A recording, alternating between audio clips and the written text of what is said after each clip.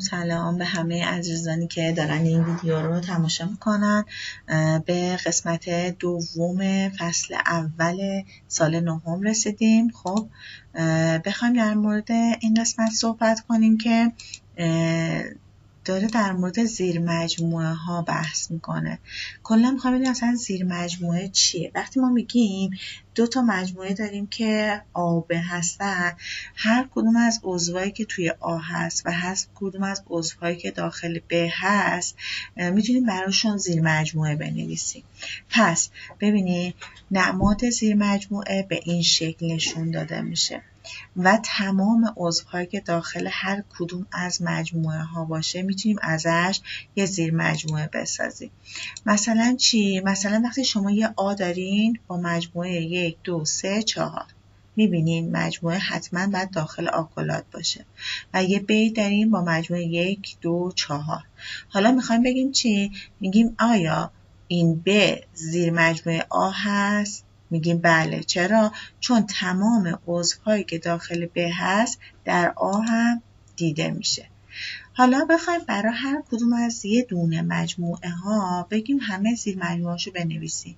نکته اول، هر مجموعه خودش زیر مجموعه خودشه، یعنی اولین زیر مجموعه هر مجموعه خود اون مجموعه است.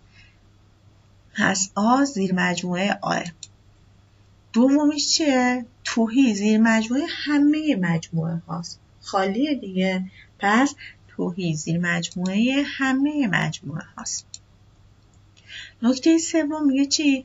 هر مجموعه به غیر از توهی حداقل 2 تا زیر مجموعه داره، یعنی خودش کلاً زیر مجموعه خودشه و اینکه حداقل یه عضو داشته باشه، اون عضو هم زیر مجموعه خودش میشه.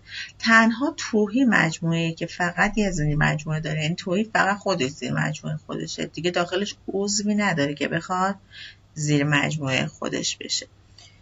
پس برای نوشتن تمام زیر مجموعه های یه مجموعه باید چیکار کنیم؟ به اعضایش نگاه کنیم. بچه نگاه کنیم. شماره 1 میگه برای توهی زیر مجموعه بنویس. گفتیم توهی تنها مجموعه‌ایه که فقط یه دونه زیر مجموعه داره، یعنی خود توهی.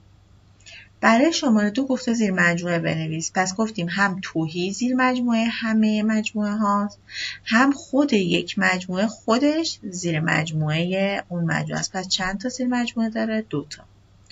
حالا اگر زیر مجموعه های شماره 3 یه مجموعه 2 عضوی رو بخواد، بچه ها هم توهیه هم خود اون مجموعه است، در وسطش هر یه دونه عضو یک دونه زیر مجموعه است، یعنی 1 وقتی آکولات دورش بیاد میشه یه زیر مجموعه برای مجموعه 1 و 2 و 2 وقتی آکولات دو طرفش بیاد خودش میشه یه زیر مجموعه برای مجموعه 1 و 2. پس یه مجموعه 2 عضوی چند تا زیر مجموعه داره؟ 4 تا داره. یه مجموعه 3 عضوی ببینید یه دونه توهیه، یه دونه خودش، در وسط یه دونه 1 تکی، یه دونه 2 تکی، یه دونه 3 تکی. حالا میایم مجموعه 2 عضویشو بنویسیم. 1 و 2، 1 و 3 و 2 و 3. ببینید همه اینا رو وقتی بنویسیم توهی و خود مجموعه در دو طرف، بعد مجموعه های تک عضوی، بعد مجموعه های 2 عضوی و خودش که 3 عضو داره. پس مجموعاً یک مجموعه 3 عضوی 8 تا زیر مجموعه داره. میتونیم براش چی تعریف کنیم؟ یه دونه فرمول تعریف کنیم. بگیم تعداد زیر مجموعه های یه مجموعه n عضوی برابر با 2 به توان n. یعنی چی؟ یعنی n تعداد عضو هاست و همیشه رو پایه ثابت 2 قرار میگیره. بچه ها الان بریم بالا امتحان کنید. الان توهی مگه خالی نبود؟ وقتی توهی مجموعه داخلش خالیه چند تا عضو داره؟ 0 عضو داره، یعنی nش برابر با 0. خب 2 به توان 0 میشه چند؟ 1. پس تعداد زیر مجموعهاش میشه 1. الان اینجا یه دونه عضو داره، پس nش برابر با 1. 2 به توان 1 میشه 2 تا. نگاه کنین 2 تا زیر مجموعه داره. اینجا چی؟ 2 تا عضو داره، یعنی nش n تعداد عضوها بود برابر 2. 2 به توان 2 میشه 4. درست شد؟ و 8 یعنی چی؟ اینجا اگه بیایم بگیم n این مجموعه 3 3 2 به توان 3 میشه چند؟ 2 تا 4 تا 4 2 تا 8 تا. اینجا هم 8 عضو داره. خب یه مثال زده، گفته یه مجموعه 5 عضوی، یعنی 6 5 nش 5 بچه‌ها چند تا زیر مجموعه داره؟ گفتیم فرمول اون 2 به توان n بود دیگه، n رو میذاریم 5 و 2 رو 5 بار در خودش ضرب میکنیم، میشه 32 تا زیر مجموعه داره. دوباره یک مجموعه n عضوی 512 تا زیر مجموعه داره. حالا شما بیاین بگین چند تا عضو داره بچه، این دفعه n رو باید به دست بریم، یعنی فرمول اون که 2 به توان n هستش میمونه برابر شده با 512، یعنی باید بیاین بگیم 2 رو چند بار در خودش ضرب کنیم بشه 512. بعد بیایم تعداد ضرب 2 رو به دست بیاریم، یعنی هی با خودمون بگیم 2 تا 4 تا 4 2 تا 8 8 2 تا 16 16 2 32 تا برسیم به 512 که میشه 9 بار بعد 2 در خودش ضرب بشه که به عدد 512 برسه. پس nمون برابر با 9. میگه مجموعه ب رو بنویسید. آیا هر عضو ب عضوی از دیه؟ ببین نگاه کنید، مجموعه ب 6 12 18. خب مجموعه دیرم خودش داده -2 -10 12 4 6 2 10 18 -4. میگه حالا برید نگاه کنین آیا هر یه دونه عضو بی توی دی هم هست؟ ببینین با فلشای رنگی بله، هر 3 تا عضو بی در دی هم هست. پس میتونیم ما بگیم چی اینجا الان؟ تو مجموعه دی همه عضوها زوجن. میبینین؟ اگه ما بیایم یه مجموعه دیگه بنویسیم اونو بگیم سی که توش چی باشه؟ همه عضوای زوج دی رو بنویسیم. پس در حقیقت باید دوره همه رو بنویسیم. نگاه کنین همشون زوجن، مضربی از 2 هستن. پس میتونیم بگیم این سی با دی برابره؟ بله، این دوتا با هم برابرن چون اعضایشون بدون تکرار، تازه تکراری هم داشته باشه خط میخوره، ولی کلا هر عضوی در سی هست در دی هم هست. پس ما الان اینجا یاد گرفتیم که اون دوتا مجموعه که دقیقاً اعضای یکسان و یکی دارن با هم برابر هستن. ما یه تعریف دیگه هم داریم به اسم زیر مجموعه محض. بچه‌ها زیر مجموعه بحث تمام زیر مجموعه های همون عضو n تعداده که ما n داشتیم زیر مجموعه می نوشتیم برشون هستن منهای یه دونه، یعنی فقط خود مجموعه رو ازش در میاریم، به غیر از خودش تمام اون زیر مجموعه قبلی هست. پس وقتی خودش رو بخوایم در بیاریم فرمولمون میشه 2n منهای 1. بچه‌ها حواستون هست خودش چیه؟ گفتیم یعنی اگر یه مجموعه به اسم A داشتیم که 1 2 3 عضواش بودن، گفتیم هم توهی هم خودش زیر مجموعه خودشه. تو زیر مجموعه محض فقط این خودش رو در میاریم ازش، یعنی یه دونه زیر مجموعه ازش کم میشه. پس فرمولش میشه همون تعداد 2 به توان تعداد عضوای مجموعه، اما یه دونه از زیر مجموعه ها کم میشه که اون یه دونه زیر مجموعه هم خودشه، بهش میگن زیر مجموعه محض بنویسید. مثلا الان ببینید اگه سوال به شما بده یه مجموعه n عضوی 63 تا زیر مجموعه محض داره، حالا شما بیاین بگید اصلا کلا چند تا عضو داره، یعنی شما کلا چی رو میخواین؟ n رو میخواین. الان 2n منهای 1 شده 63. خب ما اگه بخوایم خود 2n رو داشته باشیم یعنی 1 باید بره اون ور بشه مثبت 1، پس 2n برابر بشه با 64. حالا باید بگیم 64 یعنی 2 به توان چند؟ 2 به توان 6. پس نگاه پایه ها مساوی n مون هم مساوی 6 میشه. پس دو مجموعه برابر وقتی هستن به هم برابر، دو تا مجموعه آ وقتی با هم برابرن که هر عضوی توی آ توی ب باشه و هر عضوی در ب در آ باشه. نگاه کنیم بچه‌ها، اینجا الان نگاه رادیکال 9 همون 3، پس این 3 هست، در این هم هست. 7 به توان 0 همون 1، پس 1 هم تو اینجا هست و 20 تقسیم بر 5 همون 4 که در آ هم هست.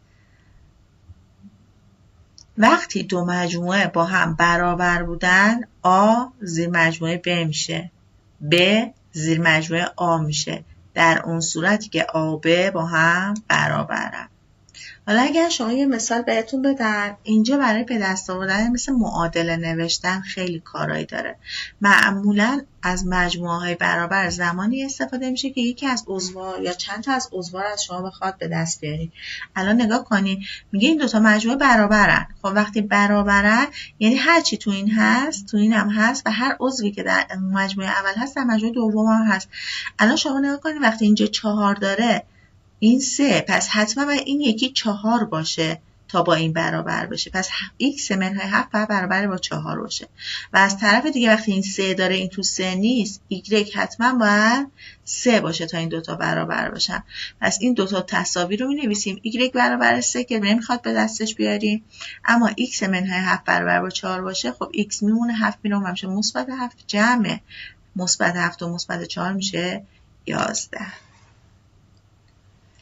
این دیگه سوالاییه که حتما در امتحان میاد، جز سوالهای بسیار حائز اهمیت. بچه‌ها نگاه کنی، میگه جای خالی رو تو مجموعه های زی طوری پر کنین که این دو تا مجموعه با هم برابر باشن، یعنی هر چی اینجا هست این تو باشه و هر چی اینجا هست داخل مجموعه مقابلش باشه. نگاه کنی وقتی میگه الان اینجا 5 داریم، باید ببینیم تو این عضوا کدومش میشه 5. رادیکال 25 جذر 25 بگیریم میشه 5. پس این دوتا با هم یه عضو هستن. عضو دوم 2/5 که عیناً توی این یک مجموعه هم تکرار شده. اما عضو سوم ما 9/3 یعنی 9 تقسیم بر 3 میشه چند؟ 3. بله 3 رو تو مجموعه مقابلم داریم. و اما چی؟ این عدد باید به دستش بیاریم ببینیم آیا میشه 4 یا نه یه عدد دیگه‌ایه که ما اینجا خالی داریمش. خب به دست میاریم. منفی رادیکال 144 میشه 12، منفی هم میاد پشتش منفی 12. منفی 2 هم به توان 2 میشه 4. منفی 12 تقسیم بر 4 منفی میمونه، 12 تقسیم بر 4 هم میشه 3. ما این تو منفی 3 داریم؟ نداریم. پس این جا خالی ما حتما باید منفی 3 باشه که ما عددی که تو مجموعه دوم هست و تو مجموعه اول هم داشته باشیم برابر بودن. و آخری هم وقتی اینجا 4 داریم و اینجا یه جا خالی، در حقیقت اینجا هم 4 بوده. ما الان دو تا مجموعه کاملا برابر با هم دیگه داریم. یه سوال شبیه قبلی، باز دوباره میگیم چی؟ عدد اولمون 7. آیا تو این ور 7 داریم؟ نداریم. چون نداریم پس جا خالیمون 7. عدد دوم 14. 14 اگه ساده بشه میشه 2/5. میبینیم طرف مقابل بله 2/5 رو داریم. رادیکال 4/9 ساده بشه چی میشه بچه‌ها؟ میشه 2/3. 2/3 رو اینجا داریم. و اما منفی 1/2 باید تبدیل بشه به یکی از این دو تا عدد، 3 تا عددی که اینجا هست. میگیم چی؟ منفی. خب این منفیه، اینم منفی. اول 2 تا گزینه. اما 1/2 اگه بخوایم به صورت کسر بزرگتر بنویسیم، 1 ضرب در 5 میشه، 2 هم ضرب در 5 5/10. بچه‌ها نگاه ننوشته مشخصه چیه؟ 5/10 منفی ما برابر با همون منفی 1/2. ببین هیچ شباهتی ارقامش با هم نداره، ولی باید ببینیم به هم میشه تبدیل بشه یا نمیشه.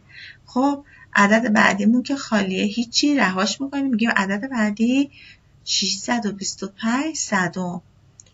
قاعدتا 625 صدم به منفی 2 نمیخوره، ولی میگیم حالا ببینیم چجوری میشه. 625 هزارم، ببخشید 625 هزارم رو ساده میکنیم، هر کدوم به 125 میشه 5/8. بله 5/8 ما اینجا داریم. پس عدد جای خالی مجموعه اول منفی 2 هست که تو مجموعه دوم هست و در مجموعه اول نیست. این هم یه نمونه سوال دیگه. امیدوارم که براتون درس آسون بوده باشه. اگه سوالی داشتین حتما به هم بگین یا نمونه سوال دیگه براتون میذارم تا بتونین اونو حلش کنین. موفق باشین و خدا نگهدارتون.